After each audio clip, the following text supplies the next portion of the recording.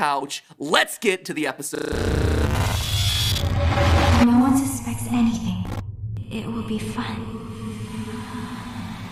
Hello, Internet! Welcome to Game Theory, where today it's time to meet a new villain, because FNAF's next major killer has a face, a voice, a motive, and we even know their name. So today is actually going to be a big one, my friends. The official game may not be releasing until 2020, but we're already well on our way to understanding where this franchise is headed next, just as long as Scott doesn't shred it, burn it, and mix in another 5 monochromatic characters with frontal lobes bit off dreaming on their deathbeds. You see, over the course of October, we saw the release of FNAF VR Help Wanted's Halloween DLC, The Curse of Dreadbear, which, at this point, is getting close to, like, the longest game title in history. And despite the game's repeated insistence that this little fall fest was purely for fun, keep in mind that this DLC pack is nothing more than a festive holiday-themed add-on, which has absolutely no hidden intent or purpose. we all know that's a complete lie. One does not simply include casual references to 1983 in a Five Nights at Freddy's game. And when it comes to Easter eggs, I'm not just talking about one or two things here. Whether it was the FNAF 4 house perched high on a hill in the background, trick-or-treating at an animatronic-filled mansion, inching your way through FNAF 4's haunted hallways, or just taking a Disney ride that suddenly goes off the rails to revisit a familiar-looking pizzeria, Easter eggs were hidden in every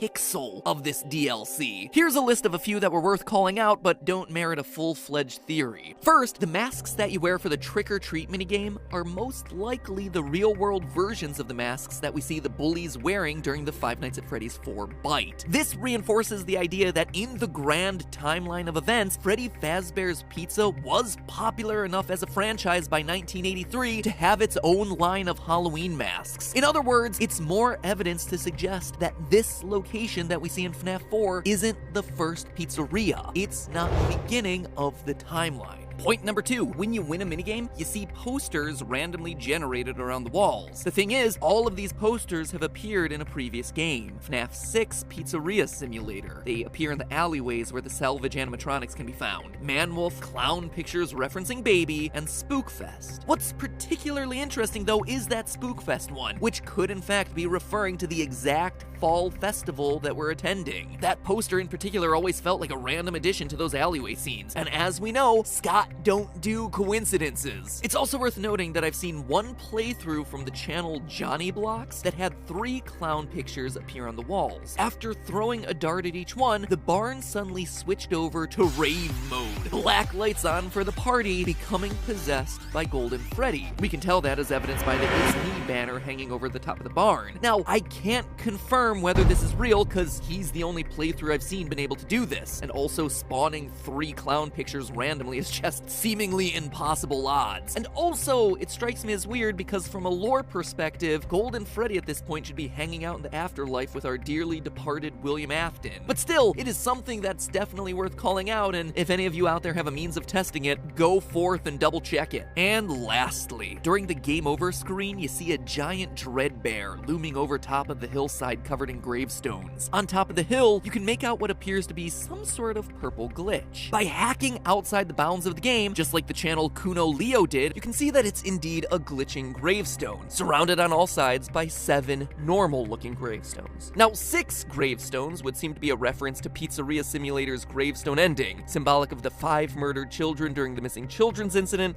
as well as Charlie, the girl who dies and goes on to possess the puppet. In short, William Afton's 6 victims. But then, what's a 7th gravestone doing there? Well, in my estimation, that one would seem to belong to Michael Afton, his son, and his final and unintentional victim. Which would suggest that the glitching gravestone is William Afton's grave. It's got the purple color, it's got itself the glitch, which clearly ties it to Glitchtrap, but further cementing this is the texture that you see running along the grave, which, while hard to make out, clearly has rabbit ears. But it's the last and hardest to achieve Easter egg that I want to focus on today. The one that reveals our new killer and starts setting up the story that we'll be watching play out over the next few years of games. You see, William Afton has started himself a cult. Let's call it the Cult of Glitchtrap. And it's gonna be our job to rescue the people who've fallen under his spell. Now, if you've been watching over the last few FNAF episodes, I've been talking a lot about how FNAF VR Help Wanted is a passing of the torch, a sort of reboot for the series, an ushering in of the next generation of stories that this franchise wants to tell. Stories that, yes, still come from the series' murdery past, but also move beyond it, beyond the timelines, beyond all its baggage, now with new faces and new murder to be done. And the Curse of Dreadbear DLC confirms that theory. Yeah!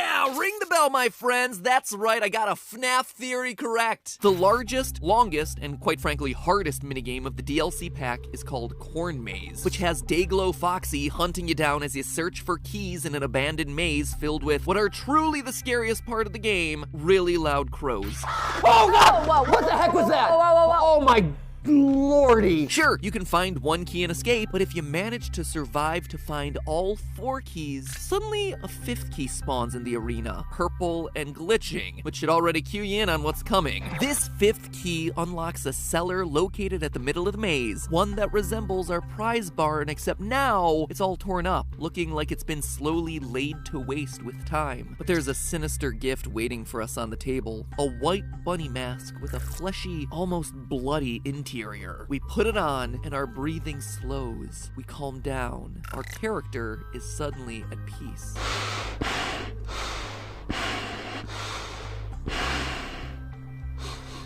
But there's more. Back in the prize counter, we suddenly have the option of wearing the mask again. Putting just the mask on doesn't do anything except obstruct your vision because masks suck. But if you put it on while holding Glitchtrap, suddenly someone, a woman, starts to speak. Yes, I hear you. I know. No, there's no miscommunication. I understand. Yes, I have it. I made it myself. I think you would like it. No one suspects anything. Don't worry. I'll be ready, and I won't let you down. It will be fun. A woman having a sinister one-way conversation with someone, or something. I don't think I need to spell this one out for you, right? She is clearly talking to William, Glitchtrap. The fact that this conversation requires you to be wearing the mask, which represents her, and holding the rabbit, which represents him, seems to be all the proof that we would need. But now let's look at specifically what they're saying. Based on her saying things like, yes, I have it, I made it myself, you would like it, she seems to be referring to the bunny mask. That is her creation. The voice, William, clearly dictated to her that she needed to create some sort of bunny mask to carry on his tradition of Lapin-themed murder. The line, no one suspects anything, clearly seems to indicate that she's been hiding in plain sight, much like a pizzeria's security guard who's planning to kidnap kids. Or, as I brought up in a previous theory, a game tester who's suddenly been brainwashed by a rogue piece of malware. Which leads us to the other lines about there being no miscommunication, being ready, and not letting him down. Those all seem to indicate that William senses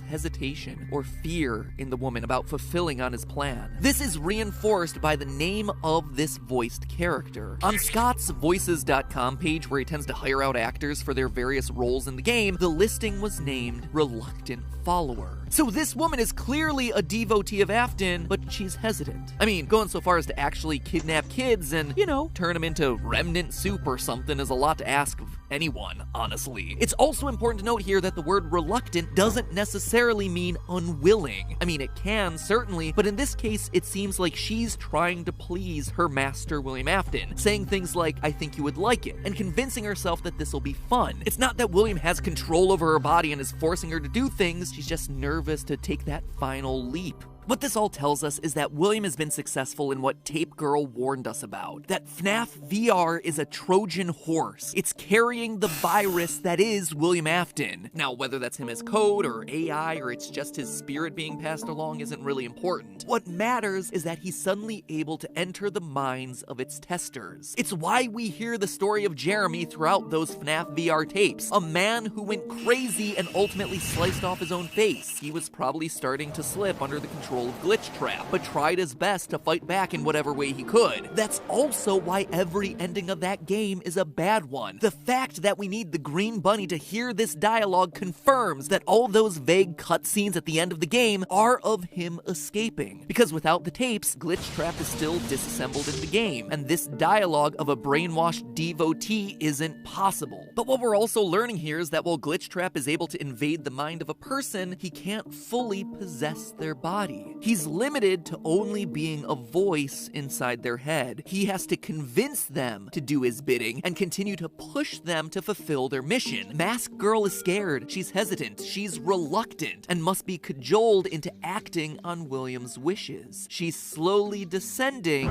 into madness. And wait a minute, why does that sound so familiar? Oh yeah, because it's one of the upcoming projects that Scott's been teasing for the better part of the last year. It's a pretty accurate title for a game where your villain starts as a normal game tester, but then is forced to listen to the voice in her head telling her to kill. It's also worth noting that there's a similar conversation currently hidden in the source code of Scott's website, except here we actually see both sides of the conversation. Stay the course. I will. Focus on my voice. I will. Don't let anyone lead you astray. I won't. Have you selected one? I have. That line of "don't let anyone lead you astray" really stands out. Again, reinforcing this idea that the followers aren't fully under Afton's control, that they can be swayed or saved in some way, just like people in a real cult. It looks like we might be able to save these innocents from Afton's grasp before they commit any sorts of crime this time. And where will those crimes be happening? Well, a few weeks ago, this was the image on Scott's website. Just more cool 80s-tastic FNAF teasers for the new game that's coming out in 2020. But when the full Dreadbear DLC was released, the image got altered slightly to this. Notice those floppy ears? Looks like our new killer might be on the hunt in the mall. Looks like 2020 found itself a new female FNAF killer. And if she's truly working undercover with no one suspecting anything, clearly she must be a mall cop, segueing to a murder scene near Spencer's Gifts. And I would end it there, except we can also figure out her name. Brightening images, digging through source code,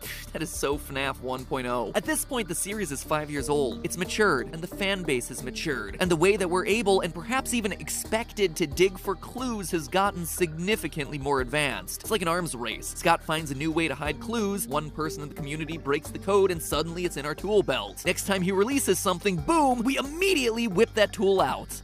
That sounded wrong. Maybe let's not whip out our tools and instead smartly and respectfully remove that tool from our tool belt and apply it to the problem at hand. Let me give you an example of this. Brightening images. The first 1 or 2 times Scott did this, it was completely unique. No developer had ever really done anything like that before, and as a result, it took a little while to discover his hidden messages. But after 1 or 2 times, now we know it's a trick he can use, so no one even bothers to look at the image itself. It's just straight into those contrast sliders. The same thing with looking at source code, the same thing with digging through game files, and on, with each one slightly more complicated than the last. And now we've unlocked ourselves a brand new clue-finding technique. In the source code for Scott's site, the shadow image and its previous form were both named the same thing, 7_1. FNAF 7 Teaser 1, nothing too exciting there. But that's only the name that Scott wants us to see. You see, I learned a lot from making an ARG over the last year, and one of the biggest tricks was that images can be opened as text files using a program like Notepad, and that the text often reveals a lot of secrets about the history of a given image. Like here, if I open up a JPEG of one of our Minecraft thumbnails, you can see that it was saved using Adobe Photoshop, even down to the specific version. You can even see that there are some text layers here, and what those text layers are called, labeled title, hardwood, and ouchie tree. We're very creative with our layer titles. Anyway, if you open up the first of these 2 Scott Games image files on the site, you see that even though it's called 7_1 in the source code, its original file name was Glamrock Fred Poster. Very cool, eat your heart out Stranger Things in American Horror Story. It's FNAF's turn to revisit the era of big hair and even bigger shoulder pads. So we know in 2020, in this new game, we're going to be introduced to the Glamrock animatronics. Very cool, gnarly, totally tubular. No, that was a 90s thing. Wicked, I think, was an 80s thing. Anyway, if you open up the new version of the image, the one with the rabbit shadow, we see that the true name of the file has been changed. It's no longer Glamrock Fred Poster. It now reads Shadow of Vanny. So it would seem that Vanny is the new name of our killer. It's an odd one to be sure, but I honestly don't think that's it. I actually think it's probably a combination of her real name, Vanessa, and her mask. The White Rabbit, or Bunny, Vanessa Bunny, Vanny. Just like Glitchtrap and Mike Bot and all the other weird ship names we have in this franchise. Every time. So there you have it, my friends. Preview of the coming events in the FNAF franchise. It's the story of Vanny, Vanessa Bunny, a normal person driven into madness by the voice of William Afton talking to her in her head to go out and kill people. She might be the only one right now, but there could be hundreds out there. A cult of Glitchtrap, if you will, following in his bunny toad footsteps. And we know that this is the case based on the fact that Glitchtrap is still seen dancing in the background of that DLC. He is now apparently able to copy himself. It's worth noting that that's an Easter egg that was left in, actually overwriting an oversized Dreadbear. So you know that this one's intentional, right? It says that Glitchtrap is a copy, and that he's able to copy himself over and over and over again. The cult of Glitchtrap spreads. And now we just have to wait for the next sign of that killer to strike. Maybe it's in the new book series that starts coming out in December. Maybe it's in that new game that Scott's sending us on December 3rd for our big St. Jude charity live stream. Who knows? But in the meantime, stay vigilant, my friends. And remember, it's all just a theory. A game theory. Thanks for watching. Just done. Just done. More FNAF's over. Done until December 3rd. I'm gonna rip my microphone if I jump off this couch. I'm just gonna lower myself slowly. Bye. Well done.